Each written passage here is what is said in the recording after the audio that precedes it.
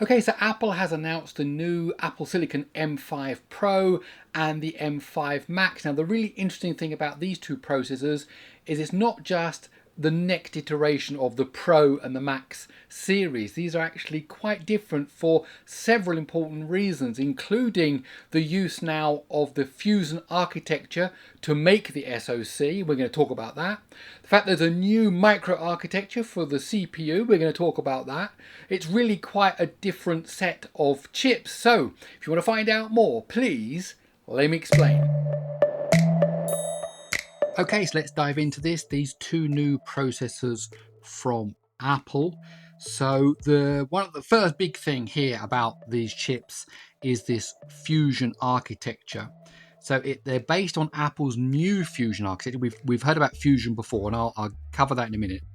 This variation of it connects two dies with advanced IP blocks into a single SoC, which is kind of what the previous Fusion interconnect did. But in this case now, it brings together two third generation 3nm dies with high bandwidth and low latency using advanced packaging, so that overall you've got a CPU, a GPU, a media engine, a unified memory controller, neural engine, and Thunderbolt 5 after you've stitched these two dies together.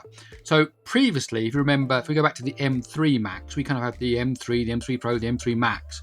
And then the M3 Ultra was basically two of those stuck together with this interconnect. And this was the Fusion interconnect. This is what we were used to seeing. So Fusion was for scaling previously, but now it's for building SoCs, much like chiplets and tiles from other chip makers, Intel, AMD, and so on. So we'll look at that more in a second, but let's dive into the M5 Pro. So 3nm, third generation 3nm, and it has 6 high performance cores, which Apple are now calling super cores. This is the second big change. The first big change was this thing about the Fusion architecture, which we haven't finished with yet. And the second one is now that the performance cores are now not called performance cores, they're called super cores. And the reason for that is there are now 12 not efficiency cores, which is what we used to have. There are now 12 performance cores. So we've gone up a level. So performance cores are now super cores, and what were the efficiency cores are now performance cores, but they're not efficiency cores.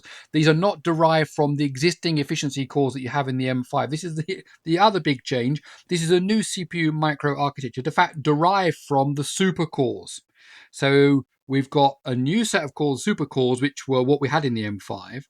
And now they've kind of made the efficiency versions of those.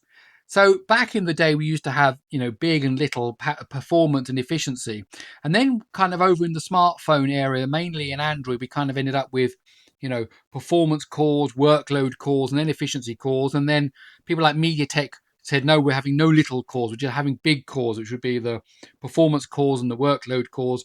So Apple are doing the same thing. We kind of got rid of the efficiency cores, we're going upwards, which is a big core only architecture if we were using MediaTek's language. So it's super cores and performance cores, of which the performance cores are derived from the super cores. On top of that, you get 20-core GPU, and then the media engine, you've got support for H.264, H.265, AV1 decode, and of course ProRes encode decode. So here is a kind of a symbolic representation of an M5 Pro. And at the top, you can see here there's this CPU area. Now, my understanding is that's one of the two dies. So they're stitching together these two dies. So the CPU is its own piece of silicon, it's manufactured, and then they stitch it together using the advanced packaging with the bottom bit, which has got the GPU and the memory controller, and they're using the Fusion interconnect, this Fusion architecture, so the two things can talk to each other. So this is a new way for Apple. Now, as I said, other chip makers have used this kind of idea, tiles, chiplets, and so on, but basically allows them to concentrate on making a CPU die, allows them to concentrate on making GPU die, and the yields and the layout and all this kind of stuff, these are completely independent, and then they stitch them together. That's the basic thing in one package to make one SoC. So here you can see is our 6 super cores. Here are our 12 performance cores, which are in fact derived from the super cores now. So this is the other thing to note, just to make you understand this. The M5 Pro and the M5 Max have microarchitecture designs that are not in the M5. Always before, The Pro and the Max were just about scaling up what was in the lower one. This is new. So the M5 Pro and the M5 are actually different, significantly different to the M5. And then here we got our 20-core GPU. So what about the M5 Max? Well, same thing, third generation, 3 nanometer. Now, this is what's going to be interesting. Basically, it's the same CPU setup. So you've got 6 super cores, 12 high performance cores, and now you've got a 40-core GPU. Now, most of this is all up to, because it depends on exactly what configuration of MacBook you buy, with what size screen and what size memory and all storage, and you can configure it all. But this is talking about the general overall design, and then again, the same media engine. So if we looked at a symbolic representation of the M5 Max, then now you can see you've got this top part, which is basically the same CPU part as the M5 Pro, and then a bigger GPU part at the bottom. So won't go labeling all individually. That same idea. So 6 cores, 12 cores, 4 cores, and then the Fusion Interconnect to stitch it together to make this one SoC. Now, as a result of that, because the Pro and the Max are not just about scaling up from the normal version one, we actually find that there's a slight difference in ratio. So before, the M4 Pro was a 14-core CPU, which was 10 performance cores and 4 efficiency cores. And the M4 Max was a 16-core, which was a 12 plus 4. Okay, now notice we had lots of performance cores and a few efficiency cores. Now that's changed. Now we've got 6 super cores and 12 performance cores, but these performance cores are derived from here. So they're not efficiency cores, not that connection. It's not this connection. It's kind of that way. So it's a different layout. And then again on the M5 Max, you've got an 18-core CPU with that same kind of setup. So here's an overall view as we see over the years as the Pro Max. Now, as I said, there was always this scaling going this way, and the Ultra was kind of a double of the Max because of that interconnect. So now we've got this different setup, especially here if we look at these here. So the question is, how does that do for performance?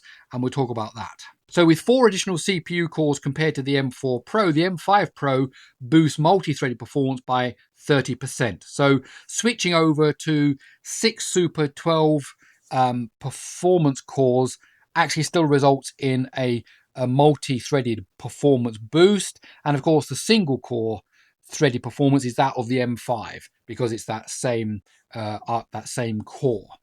And the M5 Max, because it's actually a lot closer to the M4 Max, it still offers a 15% boost in multi-thread, because basically remember the M5 Pro and the M5 Max basically have the same CPU setup now. So there isn't that CPU difference so much. So that's why it's only a 15% growth. But on, of course, GPU, you've got huge differences.